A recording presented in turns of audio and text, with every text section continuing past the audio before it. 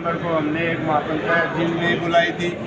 और हम जो मिट्टियाँ कार्य करते हैं वो भी बंदे हैं, वो जो किसान होते हैं जिनके खेत उतने नीचे हैं वो भी हैं। सरकार ने जो मिट्टी को माइनिंग के अधीन कर रखा है उसकी वजह से जो समस्याएं पैदा हो रही हैं, जो रेती की खाना पर, कोयले की खाना पर, पाड़ा की खाना पर जो रेगुलेशन लगते थे वो मिट्टी के ऊपर लगा रखे हैं। उसकी वजह से जो हरियाणा की लगभग 30% जनसंख्या में जितनी समस्या हो रही है, चाहे वो उठवाने वाला है, चाहे डलवाने वाला, चाहे डालने वाला है, इसीलिए इकट्ठे हुए कि ये जो माइनिंग को मिट्टी से बाहर किया जाए। ये जो मोटे मोटे चालान काटे जा रहे हैं एनजीटी के नाम पे, इनसे हमारा पीछा छुड़वाया जाए। सरकार हमारे को देखे, हम जितने दुखी हैं, नहीं तो फिर ये इतने आदमी हैं शायद से तो ये खट्टर साहब के पास, हमारे सीएम माननीय मुख्यमंत्री जी के पास आखिरी टाइम है कि हमें वो अपनी गोद में ले ले और हमारी जो समस्याएं हैं, हम जो रो रहे हैं उसको सुने और हमारा जो हमारी प्रॉब्लम चल रही है उनका सोल्व करे। इससे पहले भी सरकार के पास हमारी 2 बार मीटिंग हो चुकी है सरकार के साथ, लेकिन उसमें कुछ निकला तो नहीं ना। उसमें तो 1-2 मुद्दा करके हल, और फिर हमें तो ये चेतावनी भी दे दी गई कि अगर आप लोगों ने ज़्यादा बकवास की तो आपको 10-10, 15-15 हज़ार की नौकरी करवा दी जाएगी। जाएगा ये मतलब है कि सरकार एक तरफ तो कह रही है कि स्वरोजगार को बढ़ाओ, और हम स्वरोजगार हैं जो उनके धंधे मार दिए जाएंगे, उनको बर्बाद कर दिया जाएगा, उनके साधन नहीं चलने दिए जाएंगे और वो ऐसे हो जाएंगे कि किसी और के पास नौकरियां करें। से कि अभी हमने फैसला लिया है बाहर बैठ के कि या तो हमारी बात सीएम साहब मानेंगे, और सीएम साहब अगर मानते हैं, आज पूरा हरियाणा जो भी मिट्टी का काम करने वाला, चाहे कोई ड्राइवर है, चाहे कोई ठेकेदार है या कोई किसान है, पूरे आदमी यहाँ मौजूद है। अगर सरकार हमारी बात मानते हैं, हम तन मन धन से सरकार के साथ हैं, और अगर सरकार हमारी बात नहीं मानेगी तो सरकार को बहुत ही नुकसान होगा। इस बात में हम फिर सरकार को बिल्कुल भी, और तो हम सरकार के साथ कुछ नहीं कर सकते, लेकिन हमारी वोटें तो हैं, वोटों के जरिए हम बीजेपी से बहुत प्यार करते हैं,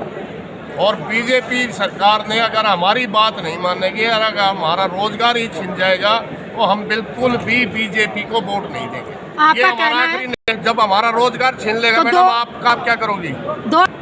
2013 में ये किया गया तो हमारे को गुटके दिए थे, गुटके हमारा ड्राइवर भी बैठ के भर लेता था, गाड़ी नंबर कहाँ से चली, कहाँ डालनी है। और आजकल हमारे ऊपर कर दिया ई रवाने का मतलब एनजीटी का भी कहर कर दिया, और ई रवाने खेत में बैठ के काटो। 1 किला हमने आज यहाँ उठाना है, 3 दिन बाद दूसरा किला दूसरे जमींदार ने और 1 किलोमीटर दूर उठाना है। न तो हमारा कोई ऑफिस है, ना वहाँ पर नेट सुविधा है, ना हमारे पास कोई कंप्यूटर है, ना कंप्यूटर चलाने वाला कोई इंजीनियर है। तो हमने अभी पहले थे गुटके के ऊपर हम काट लेते थे, गुटके पे हमारी कार्रवाई हो जाती थी, हम अपनी फीस भर के परमिट ले लेते थे, और परमिट की एक कॉपी हम जहाँ से मिट्टी उठा रहे हैं उस मशीन वाले को दे देते थे और ड्राइवरों को दे देते थे। वे आकर के चेक कर लेते थे भाई कितना उठा रहा माइनिंग डिपार्टमेंट, हमने कोई दिक्कत नहीं थी। लेकिन अभी जो ई रवानों की दिक्कत आई है कि ई रवाने काटने पड़ते पूरे दिन, जैसे हमारे श्याम सिंह राणा जी ने अभी बताया था कि पूरे दिन हमारी साइडें नहीं चलती, हमारी गाड़ी खेत में खड़ी रहती है, कई बार हमारे को चलाने नहीं आते, कई बार हमारे को ओटीपी लेना नहीं आता। तो इसमें हमारे को ये समस्या आ रही है, इसलिए हम 2013 से चुप थे, और पहले थे हमारे पास गुटका, लेकिन अभी ई रवाने थोप दिए गए। तो ई रवाने का सिस्टम जब से थोपा, 4 महीने से हमारे भाई तोमर ने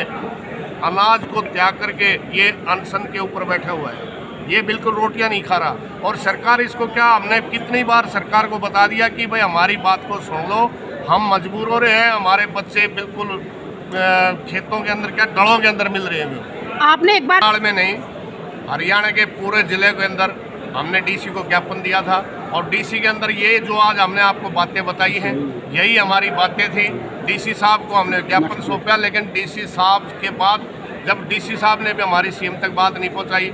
हमने अपने पूरे 5 विधानसभाओं के अंदर जो डिस्ट्रिक्ट में है, सभी विधानसभाओं के अंदर हमने एमएलए को भी ज्ञापन सौंपा, लेकिन उसके बाद भी हमारी बात नहीं उठी। फिर ये किसान आंदोलन आ गया, पिछली 16 तारीख को हमने मीटिंग करनी थी, लेकिन किसान आंदोलन के चलते, क्योंकि मैंने आपको बताया कि हम भी बीजेपी का चाहते हैं, आज को हमने ना फैसला आपको यही फैसला लिया आपको कि मीडिया हमारा चौथा स्तंभ है, और मीडिया के माध्यम से हम बताना चाह रहे हैं कि हमने यही फैसला लिया, अगर हमारी सरकार ने बात नहीं मानी तो हम बीजेपी को बिल्कुल भी वोट नहीं देंगे। राजेंद्र प्रधान सोनीपत। मैं मीडिया के माध्यम से सरकार को बताना चाहता हूं कि जब हमारी 20 जनवरी को हरियाणा निवास के अंदर उमा शंकर जी के लीड में हमारी जो डेलीगेशन वहाँ पे गया था, और डेलीगेशन के साथ साथ कम से कम 700-800 हमारे साथी थे जो वो MLA हॉस्टल में थे, और CID ने भी ये मानना है कि भाई इतने शांतिपूर्ण तरीके से कोई प्रदर्शनकारी नहीं रह सकता। दोबारा जब हमारी हरियाणा निवास में मीटिंग हुई तब भी हमारे 1500 से 2000 आदमी हमारे साथ वहाँ पे थे। उस बार भी हमारे बड़ा शांतिपूर्ण तरीके से वहाँ हम रहे, और उनको अपनी